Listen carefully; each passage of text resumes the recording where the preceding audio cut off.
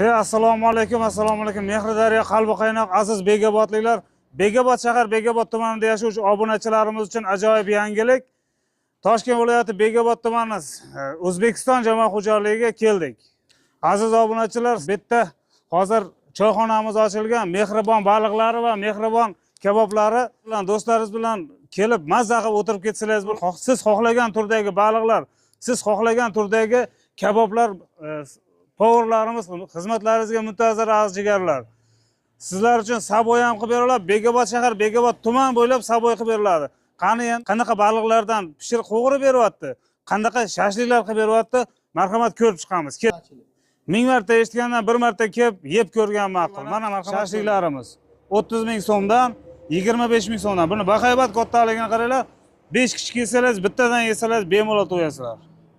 Har xil narxlarda. Endi albatta baliqlarni ham ko'rib chiqamiz. Qayerda balig'idan olib kelib qo'g'irib beradi chiroyli qilib. Ta'mini yeb ko'rgandan keyin bilaverasizlar o'zlari. Sazan 90 ming, dastlablarimiz 60 ming so'mdan ekan qo'g'irib berish. Tretinka qishlog'i, Zafardan kelish.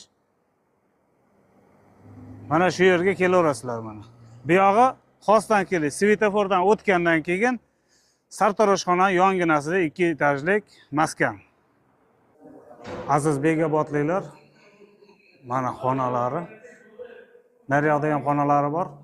Jami 10 ta xonasi bor ekan. Issiqqina gapjo'ralar bilan, o'rtoqlar bilan kelib, mazza qilib o'tirib ketsangiz bo'ladi. Bemalol, tinchgina joy.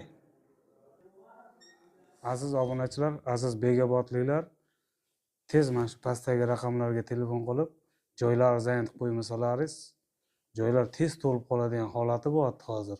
Eng zo'r joy deb e'tirof etaman. Balig'imiz ham yetib keldi, salatlari bilan. Aziz Begobodliklar, Stretingdagi baliqxonaga xush kelibsiz.